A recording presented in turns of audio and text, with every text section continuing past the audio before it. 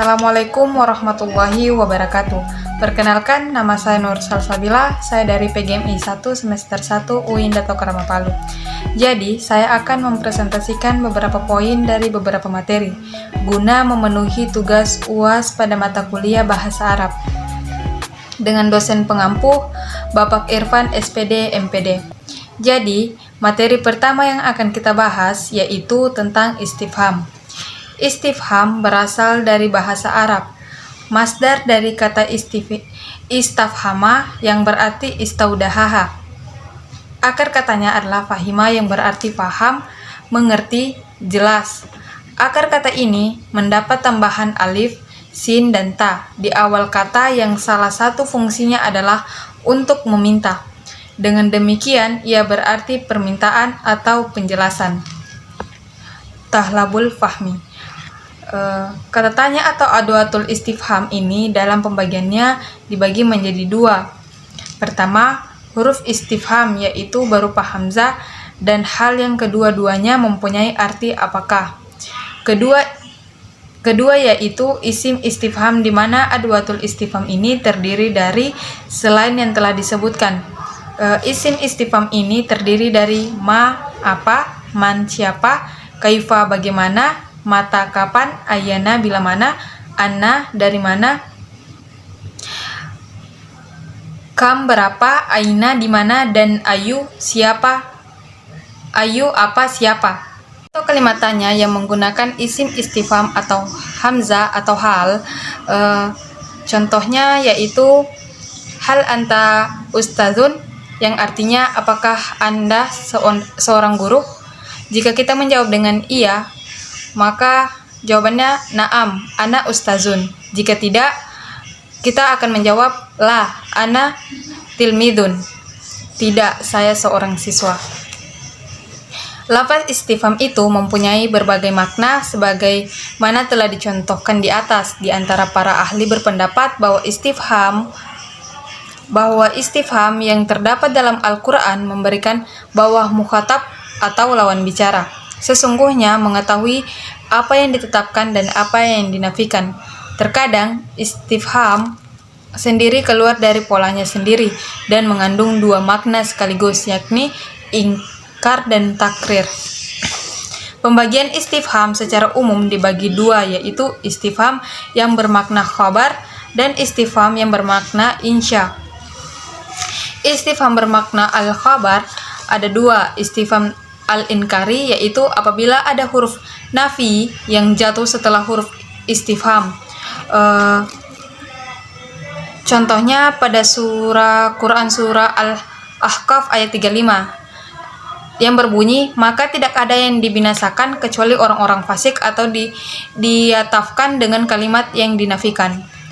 Istifham al-takriri yaitu suatu pernyataan yang membawa seorang kepada sesuatu kepastian. Contoh dalam Quran surah Al-Fajr ayat 5 yang berbunyi, adakah pada demikian itu terdapat sumpah bagi orang-orang berakal. Ada beberapa macam istifham al-takrir, sekedar penguat atau penetapan, ungkapan kepastian yang mengandung kesombongan, mengandung celaan, mengandung itab atau teguran, al-takbit, celaan, al-taswiyah yaitu ayat yang dimulai dengan lafaz, al-ta'zim atau pengagungan, al-tahwil, mengintimidasi, menakut-nakuti, al-tahsil dan tahkif, memudahkan, meringankan. Istifham bermakna al-insya ada beberapa macam. Yang pertama, al-amar bermakna perintah, al-nahi bermakna larangan, al-tahzir peringatan, al-tazkir pengingat, al-tanbih, al-targib, al-tamani pengharapan, dan al-istibta. Selanjutnya kita akan membahas materi tentang isim ma'rifah dan isim nakirah. Dalam ilmu sharaf, isim dibagi dalam beberapa macam dilihat dari segi kekhususan maknanya. Isim dibagi menjadi isim nakirah dan isim ma'rifah. Isim ma'rifah adalah kata benda yang sudah tertentu atau definitif, yang tanda-tandanya bisa dimasuki huruf alif dan lam, serta tidak bertanwin. Isim ma'rifah juga merupakan isim yang sudah jelas pengertiannya dan mempunyai penerapan penting dalam bahasa Arab, baik secara sintaksis maupun semantis. Fungsi isim ma'rifah adalah untuk menunjukkan bahwa kata yang bersangkutan adalah ma'uf atau diketahui atau ta'rif. Isim ma'rifah ialah kata benda yang berarti khusus dan memiliki kandungan arti tertentu sehingga membuat mutakallim atau orang yang berbicara dengan pendengar sudah memahami apa yang dimaksud. Isim nakirah ialah isim yang masih umum atau global, kata benda yang mana, yang seperti apa, terdapat di mana, kepunyaan siapa, dan lain sebagainya, sehingga tidak bisa mengindikasikan benda tersebut, sebab maknanya umum. Isim nakirah adalah kata benda yang tidak tertentu atau kata benda yang masih bersifat umum atau indefinitif yang biasanya ditandai dengan barisnya yang bertanwin atau baris ganda, terkecuali jika ia musanna atau dual dan tidak memakai alif lam. Isim nakirah merupakan bentuk asal dari setiap isim. Jadi isim ma'rifah adalah kata benda yang sudah tertentu jika bertanwin dan jelas pengertiannya yang bisa dimasuki huruf alif dan lam serta memiliki fungsi menunjukkan bahwa kata yang bersangkutan diketahui. Sedangkan isim nakirah adalah kata benda yang bersifat umum dan tidak tertentu dan bertanwin serta merupakan bentuk asal dari setiap isim. Nah, ciri-ciri isim ma'rifah dan isim nakirah secara umum. Ciri-ciri isim ma'rifah yang pertama, dibubuhi dengan huruf alif lam di awalnya. Contohnya, al-waladu soliha, anak itu adalah anak soleh. Kata al-waladu termasuk isim ma'rifah karena terdapat huruf alif lam di awalnya. Jika di dalam suasana idhafah ialah dua isim yang digabung menjadi satu sehingga menimbulkan makna yang baru. Isim pertama menjadi mudhof dan isim kedua menjadi mudhof ilaih. Contohnya, kitab Zaidi, kitab milik Zaid. Kedua kata di atas sebenarnya dua kata yang berbeda, tapi setelah digabungkan dengan mengikuti aturan idhafah, maka keduanya menjadi ma'rifah atau kata khusus kitab milik Zaid. Sudah dapat diketahui bersama bahwa kitab tersebut adalah milik Zaid. Yang ketiga, jika kita yang diidhafahkan untuk kata tunjuk atau isim isyarah. Yang keempat, jika kata ganti atau isim dhamir. Yang kelima, jika kata sambung isim mausul.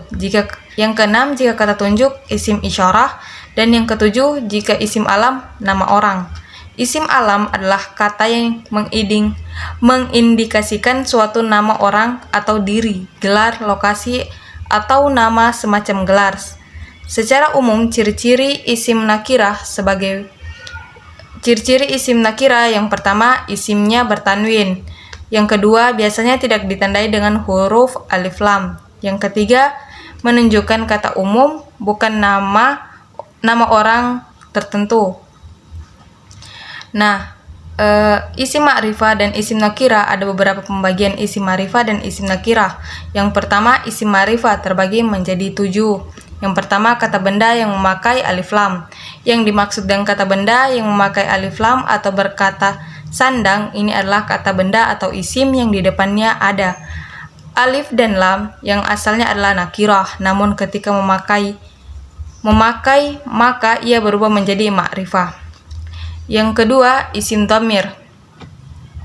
Isim dhamir yaitu kata ganti untuk pembicara atau orang pertama, seperti ana, saya, dan untuk orang yang diajak bicara atau orang kedua, seperti anta, engkau, dan untuk orang ketiga, huwa, dia, atau isim dhamir.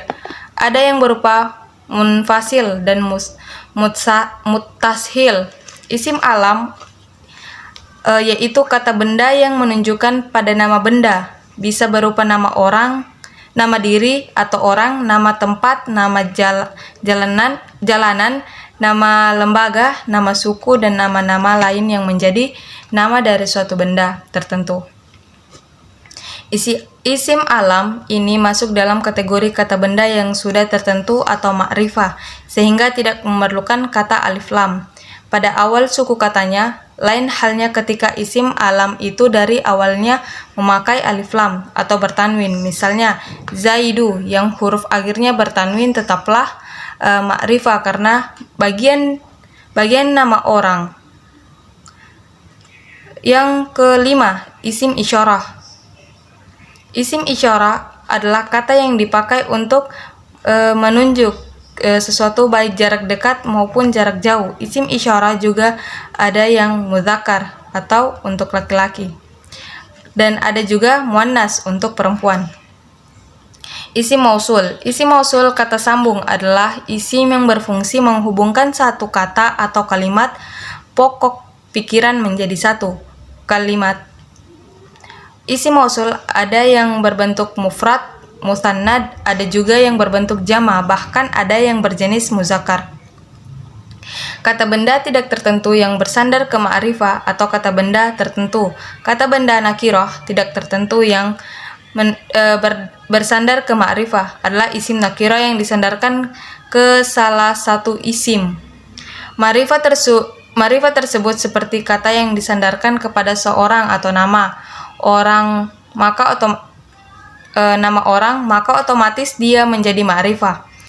Munada makshud atau panggilan tertentu yang digolongkan dalam isim ma'rifah adalah munada makshud, yaitu kata benda nakirah yang menjadi sasaran atau tujuan dari sebuah panggilan.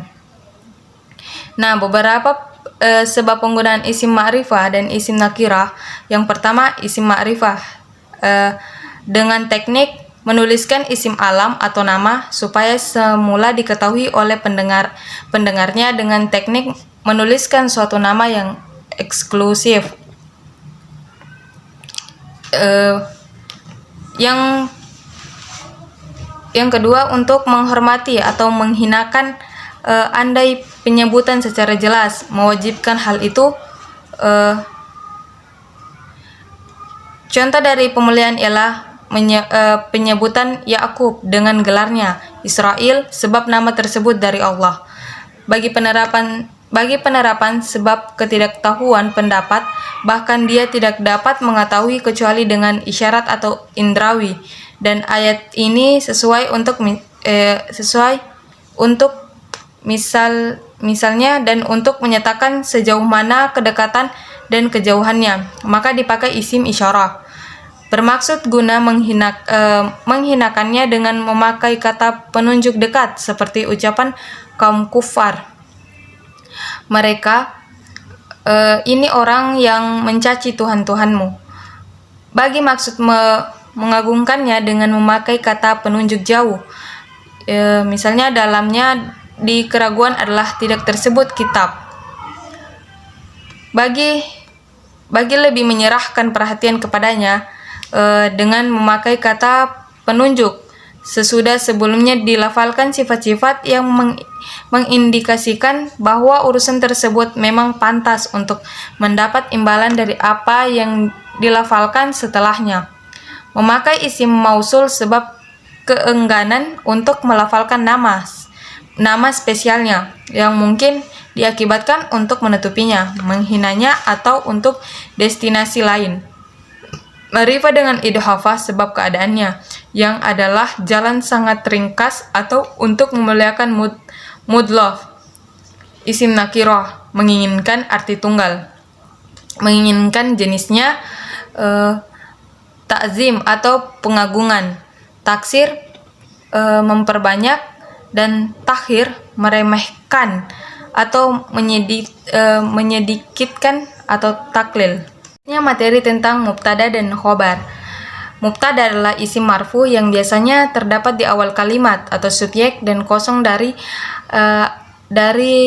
amil lafdi. Tetapi mubtada memiliki amil maknawi, yaitu mubtada harus beri'rab rofa karena menjadi ibtida atau awal kalimat atau awal sesuatu yang diceritakan. Khobar adalah sesuatu yang menerangkan kondisi mubtada dan dapat menyempurnakan makna mubtada yang pada bahasa Indonesia dikenal dengan predikat. Mubtada tanpa khobar tidaklah jelas maknanya. Begitu juga khobar tanpa didahului mubtada akan menjadi tidak bermakna. Nah, pembagian mubtada. Mubtada yang zahir. Mubtada zahir penjelasannya telah dikemukakan. Yang kedua, mubtada mudhammar atau dhamir. Mubtada yang dhamar atau isim dhamir ada 12, yaitu ana, saya, nahnu, kita atau kami, anta laki-laki, anti perempuan, kamu berdua laki-laki atau perempuan,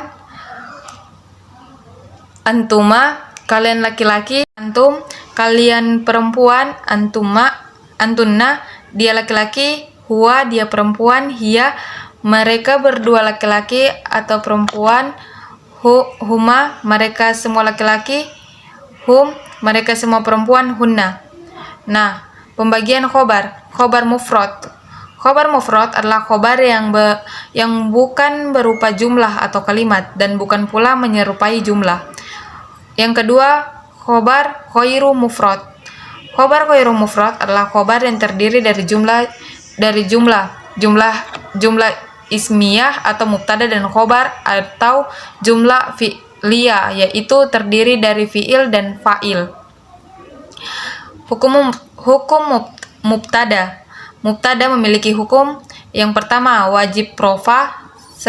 Sekali tempo mubtada dibaca jar dengan menggunakan ba atau min, yang keduanya berupa zaidah atau tambahan, atau dengan menggunakan rubba, yang mana rubba adalah huruf jar yang diserupakan dengan zaidah.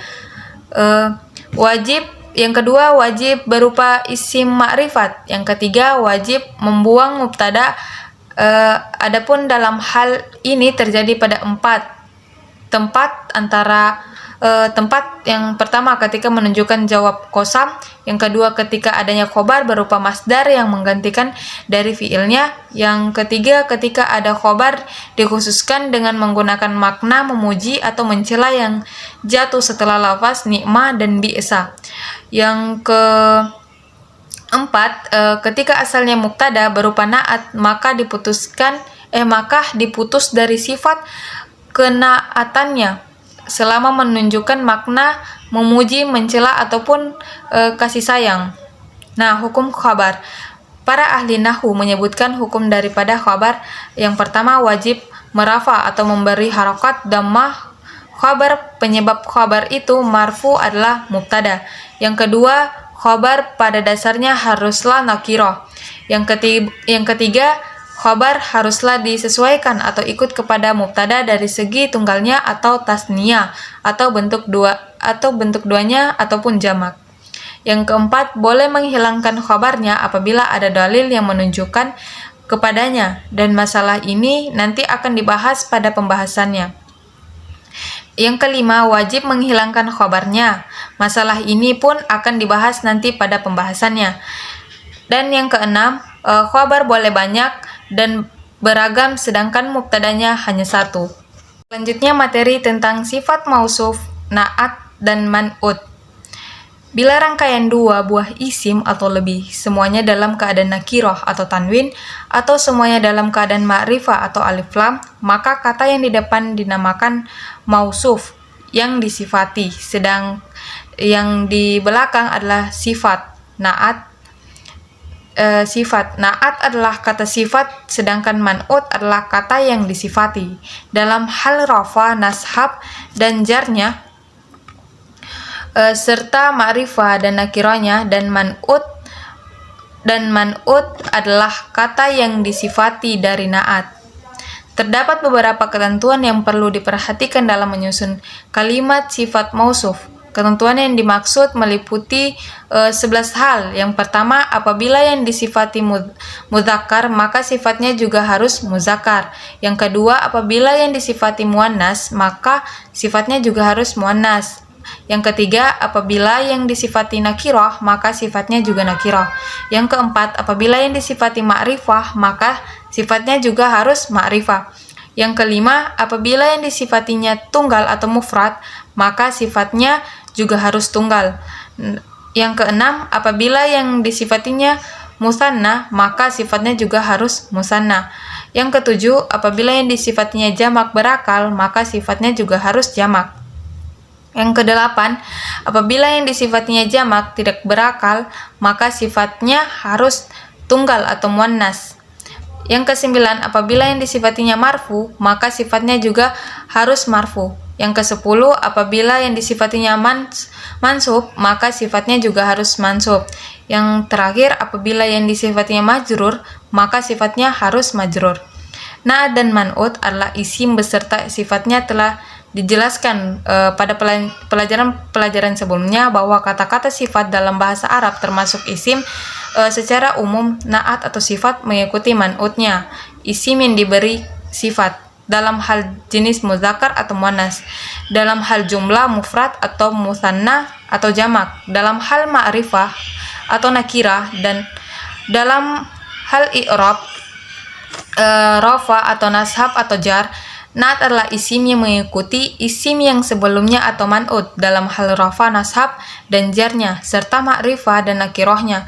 Man'ut artinya kata-kata benda yang disifati, yakni na'at itu mengikuti man'ut dalam hal yang pertama, rafa jika man'ut itu marfu, yang kedua nashab jika man'utnya mansub, yang ketiga khafat jika man'utnya makhfud atau majrur, yang keempat ma'rifah jika man'utnya ma'rifah, yang kelima nakirah jika man'utnya nakirah. Ketentuan na'at, yang pertama, na'at harus mengikuti man'ut dari sisi ta'yin atau kejelasannya. Yang kedua, na'at harus mengikuti man'ut dari sisi adat atau jumlahnya.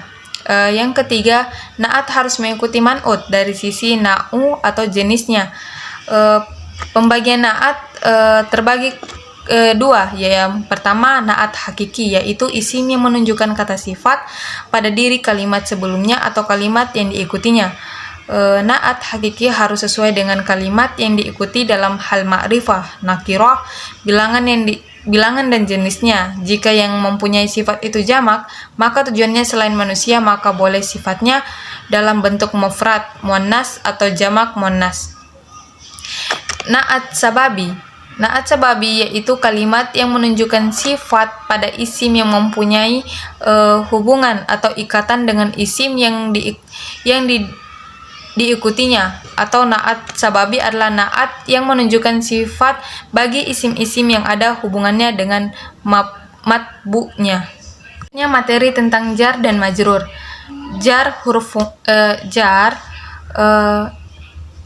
Dalam bahasa Arab ada banyak macam tentang huruf. Salah satunya yang populer adalah huruf jar atau khafas.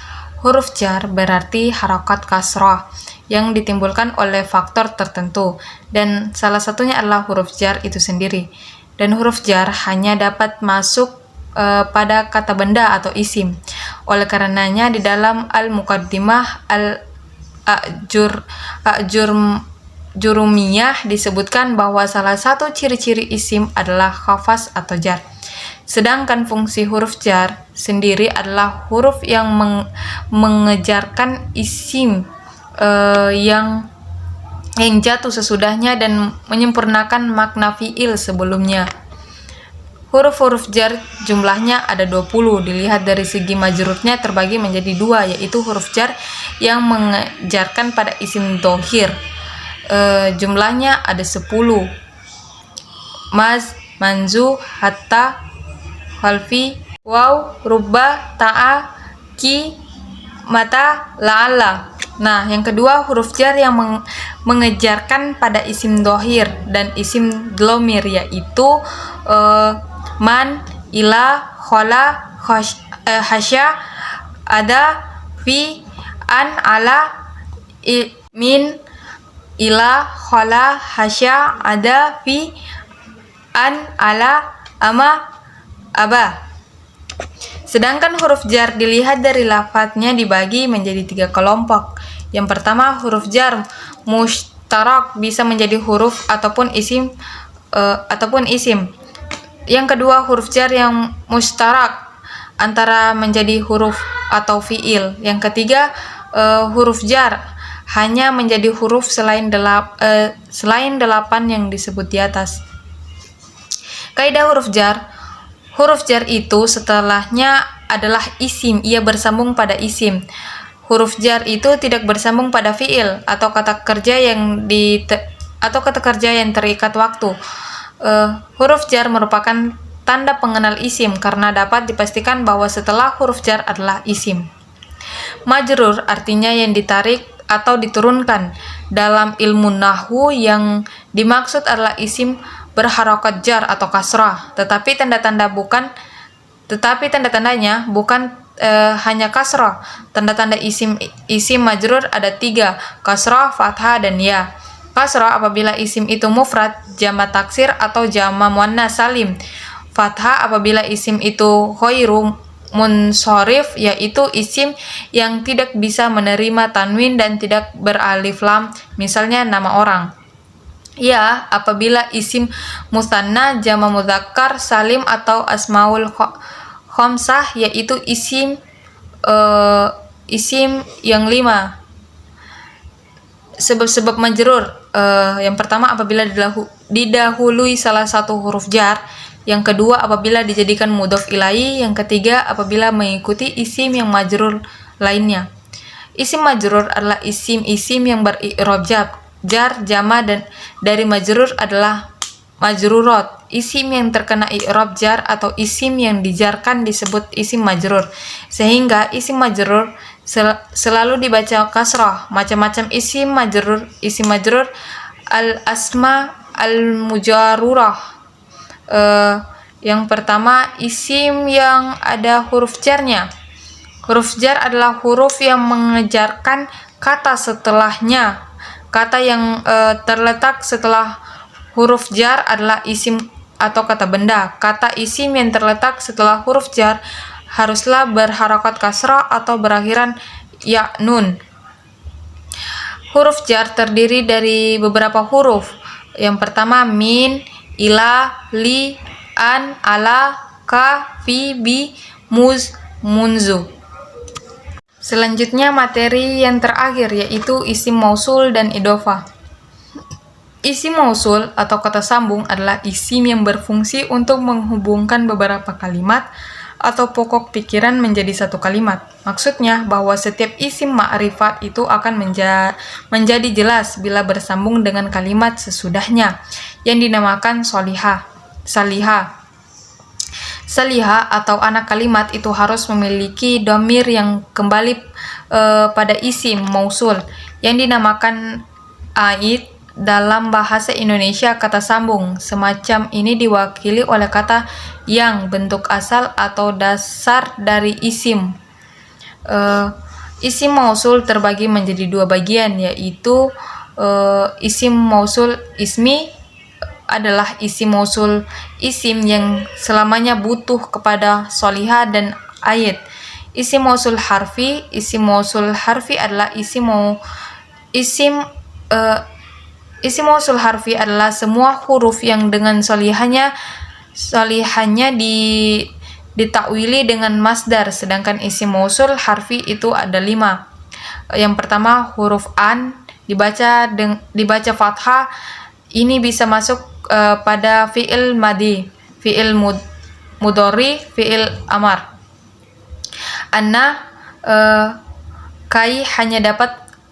Huruf kai hanya dapat masuk pada fi'il mudhari saja. Nah, huruf ma ada yang berbentuk masdariyah, darfiyah, dan ada pula yang masdariyah khairu darfiyah. Huruf lau. Huruf ini dapat masuk pada fi'il madli dan masuk pada mudhari ataupun fi'il. Berdasarkan hubungannya dengan kata benda mudzakkar dan muannas, maka terdapat 6 huruf isim mausul, yakni yang pertama isim mausul untuk mufrad atau berbentuk tunggal. Mudzakkar alladzi. Isim mausul untuk musanna bentuk kedua, mudzakkar allazani. Isim mausul untuk jamar, mudzakkar allazina. isim mausul untuk mufrad bentuk tunggal, muannas allati, isim mausul untuk musanna bentuk kedua, muannas allatani, isim mausul untuk jamak muannas illati. Idofa ialah salah satu dari 3 isim atau kata benda yang dijerkan. Idofa terbagi menjadi 2 macam, yakni idofa mahdah dan idofa ghair madha. Idofa madha disebut juga idofa maknawi dan idofa ghair madha disebut dengan idofa lafzi. Idofa madha atau maknawiyah, idofa madha atau disebut juga idofa maknawi dan idofa hakiki adalah apabila idofa yang menyisipkan makna huruf jar yang 3 makna dari min apabila mudhof merupakan bagian atau jenis dari mudhof ilaih, makna atau makna milik atau untuk ilah apabila mudhof merupakan sesuatu yang dikuasai oleh mudhof ilaih atau yang diperuntukkan untuk mudhof ilaih, makna fi apabila mudhof berada di tempat atau waktu mudhof ilaih. Idhofa masdar terdapat makmulnya, isim fa'ilnya terdapat maf'ulnya, makna idofa. Perbedaannya dalam hal makna dari idofa madha dengan khair. Madha yang pertama tahsin atau mengkhususkan. Makna pada idofa maknawiyah apabila mudhof ilaihnya terdiri dari isim nakirah, ta'rif menjelaskan. Makna pada idofa maknawiyah apabila mudhof ilaih terdiri dari isim ma'rifah, tafkif menginginkan bacaan, meringankan bacaan. Tujuan idofa lafziyah adalah bukan untuk taksis ataupun ta'rif, melainkan berfungsi sebagai takfif, meringankan bacaan, sehingga disebut dengan khairu madhah atau tidak wajib. Nah, itulah tadi beberapa poin-poin dari beberapa materi yang saya presentasikan. Sekian dan terima kasih. Wassalamualaikum warahmatullahi wabarakatuh.